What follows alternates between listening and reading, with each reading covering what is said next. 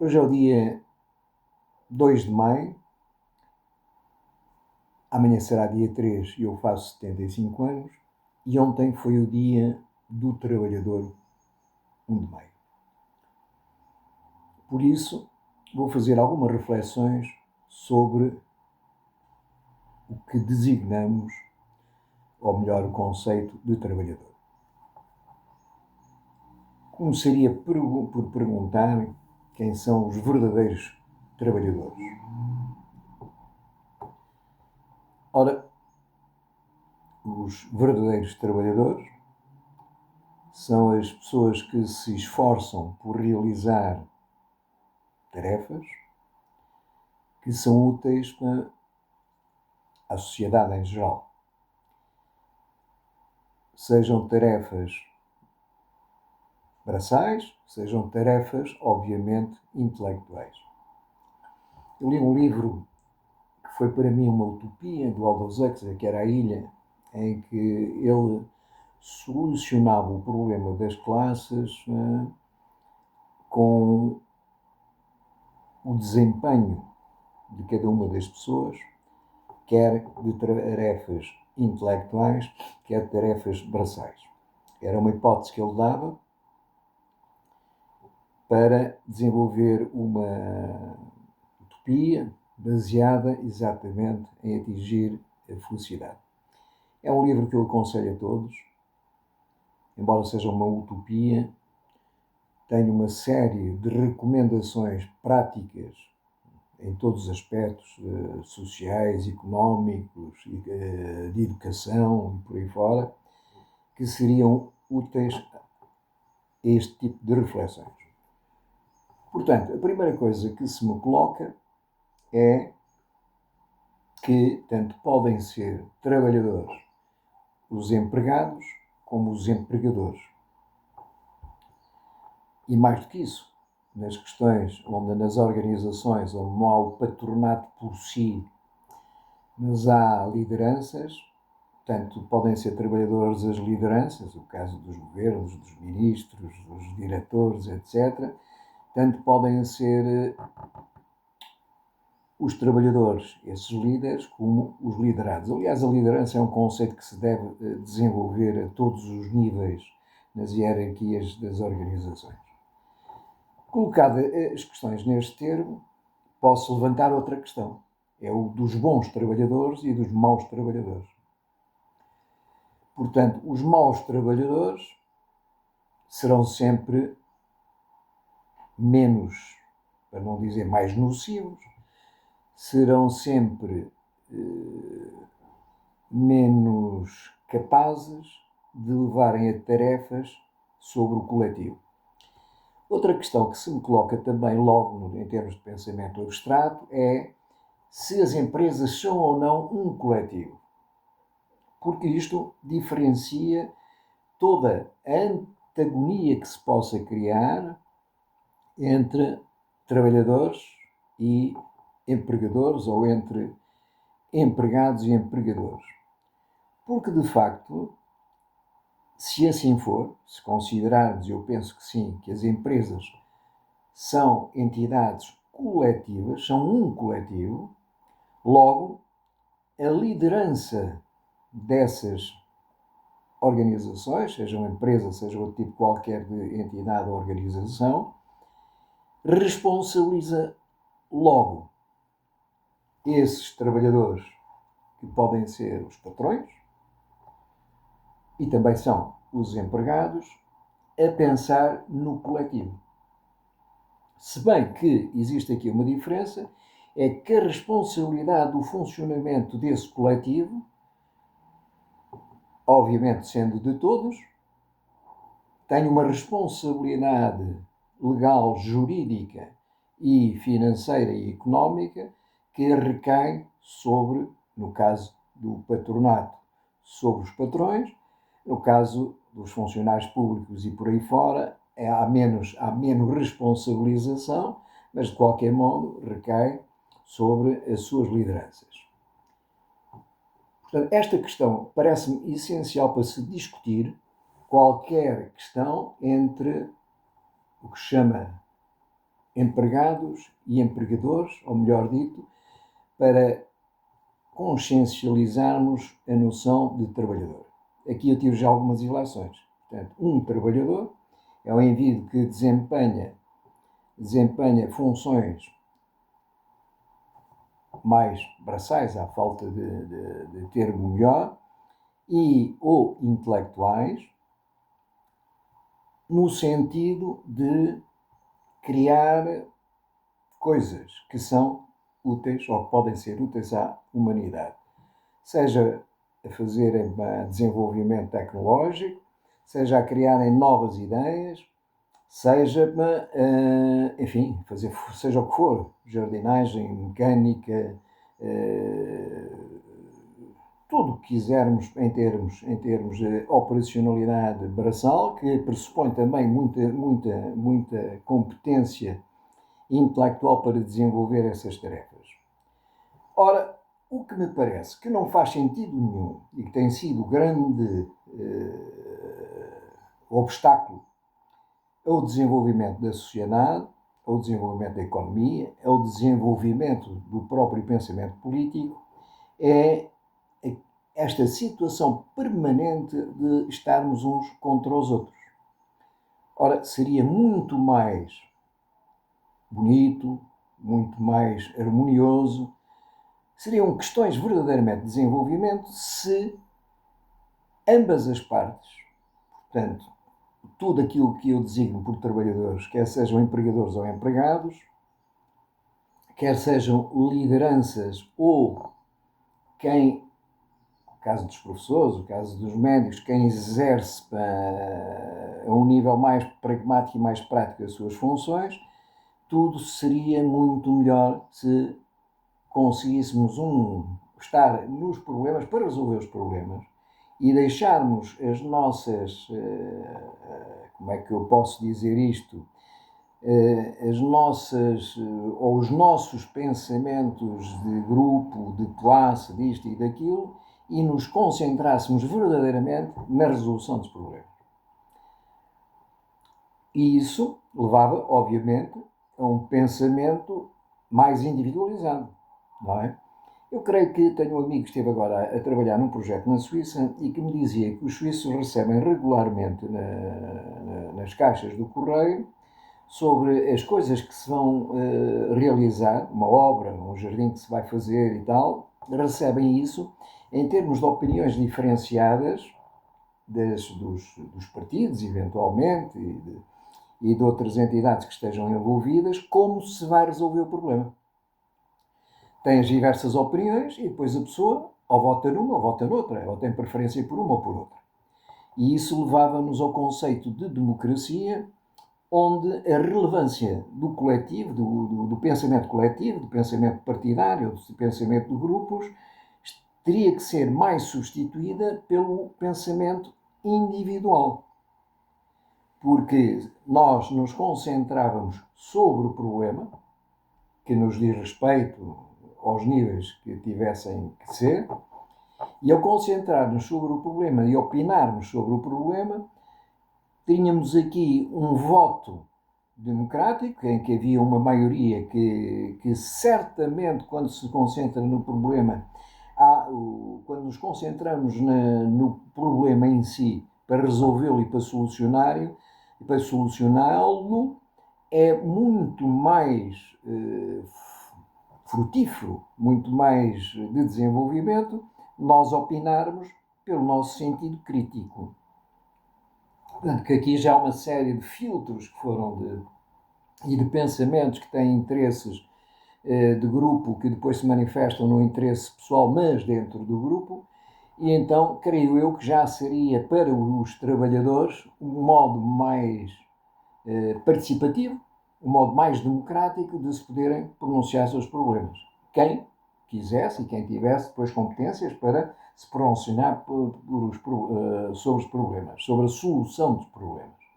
Porque para ter soluções é preciso um estudo prévio. É preciso sabermos do que é que se trata. Isso não é difícil do ponto de vista cognitivo, porque as pessoas têm a generalidade das pessoas têm inteligência suficiente e capacidade suficiente para poder, enfim, ter alguma capacidade crítica quando o desejam. Porque se não o desejarem, se partirem logo do princípio, então esta questão do trabalhador versus patrão, ou patrão-trabalhador, e esta dualidade em que não há convergência, não havendo vontade de convergência e continuando com pensamentos pouco flexíveis relativamente a compreender o ponto de vista de ambas as partes, teremos sempre dificuldade em avançar, e o 1 de maio será sempre uma manifestação, sim, de injustiças, tudo bem, mas muito mais do que isso, é uma manifestação que não tem por base um discernimento correto daquilo que é um trabalhador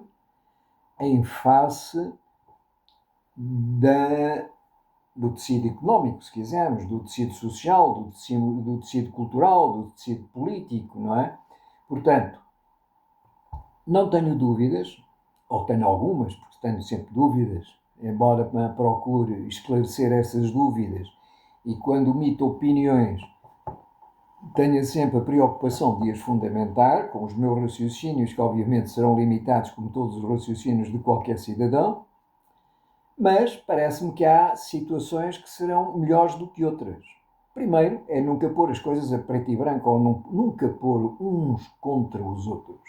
Enquanto a humanidade funcionar nesta tacanhez, que não lhe posso chamar outro nome, de estarmos permanentemente uns contra os outros e não compreendermos que o contraditório e as percepções que nós temos das coisas vêm do profundo do nosso ser.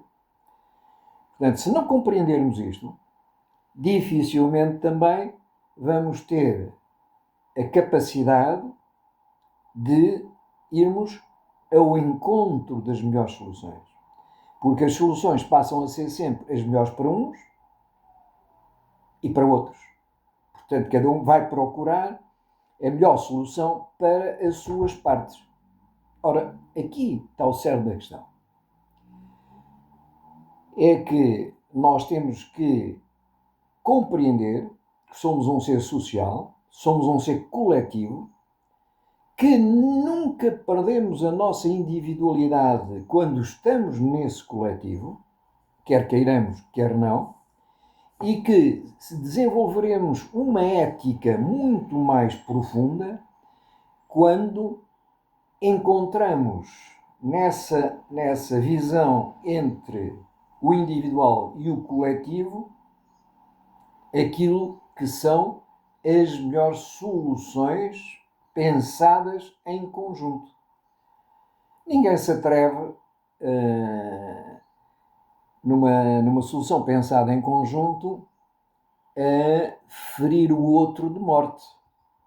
Quero eu dizer com isto que os valores que nós podemos, vamos supor que estamos numa empresa. Ora, nenhum patrão se atreverá a dizer que vai fazer qualquer coisa contra os seus empregados. Poderá fazê-la e deverá, mas vai sempre encontrar razões de dizer assim, isto prejudica a organização, isto só vai com força, com medidas de força, porque se nós formos mais bonzinhos ou mais tolerantes, há uma tendência para as coisas não aparecerem feitas, não se realizarem, isso prejudica a empresa no seu todo, portanto vai-vos prejudicar a vocês, e haverá sempre esse tipo de argumentação, como haverá do outro lado. O empregado perante o patrão também não vai dizer assim, eu vou fazer isto para prejudicá-lo. Obviamente que não. Vai sempre dizer, eu vou fazer isto para benefício da empresa, portanto, para seu benefício, para nosso benefício.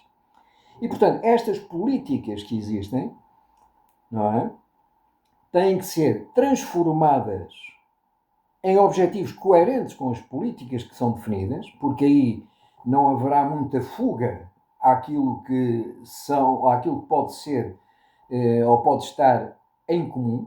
Portanto, as orientações, tudo bem, ninguém vai ter uma orientação que não seja para, digamos, hoje no dia, que possa não ser ambiental, ou que possa ir contra as questões ambientais, ou contra as questões de segurança, contra as questões de produtividade. Ninguém vai numa orientação fazer qualquer coisa que seja explícita em termos de orientação de modo negativo. Portanto, aproveitando esse modo positivo das orientações, então temos que passar para o passo seguinte, que é o passo de criar objetivos coerentes com essas orientações, que têm que ter, em princípio, deveriam ser medíveis e têm que ter sempre em conta os requisitos de desempenho, as capacidades, as competências, as acreditações que a gente traz e os resultados com essas capacidades, essas acreditações, não é? E essas competências que se conseguem obter mensuravelmente. E depois, a partir daí, se não se conseguem, vamos criar melhorias que permitam chegar lá.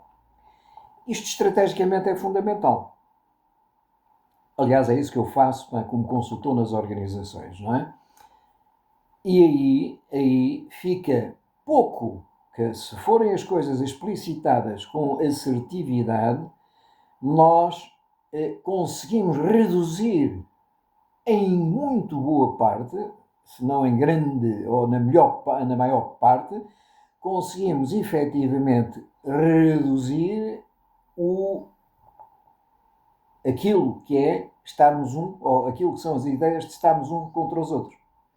Vamos, no fundo, vamos criar patamares de entendimento que nos permitem estar uns ao lado dos outros. Ou seja, por outro lado, voltando sempre àquilo que são questões estruturais, vamos criar mais pensamento correto, mais pensamento objetivo, ou seja, melhor pensamento, porque há muita inteligência no meio disto tudo, que por razões variadíssimas, e porque o pensamento está intrinsecamente ligado àquilo que é a profundidade do nosso ser, o que acontece é que diminuímos substancialmente o estarmos uns contra os outros.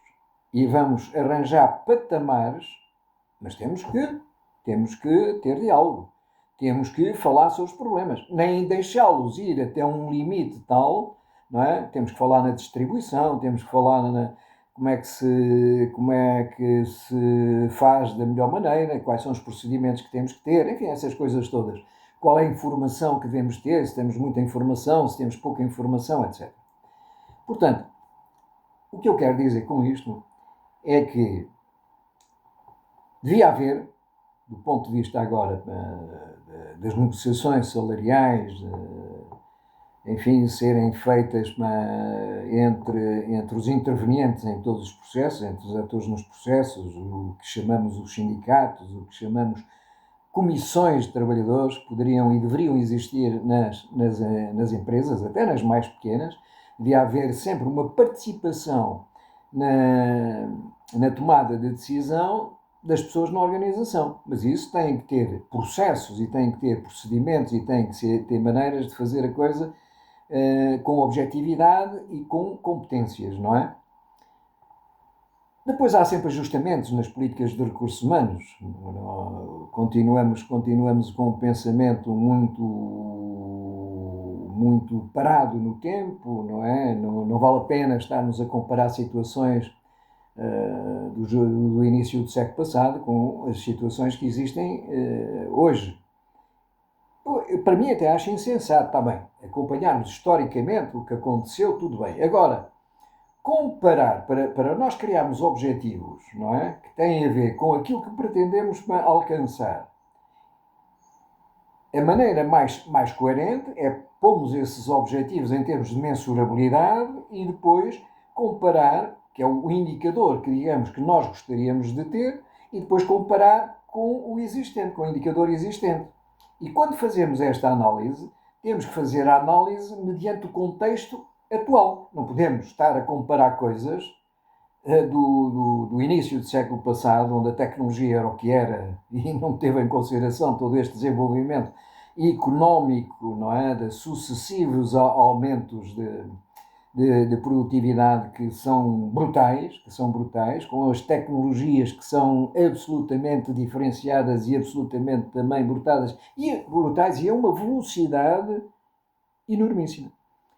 Bem, não quero alongar mais, ficam já aqui algumas reflexões sobre o que eu penso sobre a classe trabalhadora, sobre essa situação estúpida, em meu ver, de entendermos determinadas profissões que não precisam de ser exclusivamente braçais. Devem ser braçais, por um lado, mas quando nós executamos essas profissões braçais, nós temos já uma capacidade hoje cognitiva para resolver essas situações de um modo nobre para todas as pessoas, de um modo que qualifique as pessoas, de um modo positivo, que não segregue, que não crie diferenciação de classes, etc, etc. Noutras ocasiões poderíamos discutir o marxismo-leninismo, todas as teorias à direita, teorias cristãs ou sociais-democratas, sejam quais forem os pensamentos. Mas isso não é o meu tipo de reflexão. O meu tipo de reflexão acaba por estar centrado na forma que nós temos perante a realidade, portanto vou à procura da verdade e da realidade, que é sempre relativa, obviamente, mas dentro dessa procura e dessa busca permanente, encontrar as melhores soluções para andarmos menos de braço estendido, não é? E em coletivos de manifestações e passarmos a uma capacidade de relacionamento uns com os outros onde as coisas sejam muito mais harmoniosas do que estão a ser. E por hoje fico por aqui. Muito obrigado.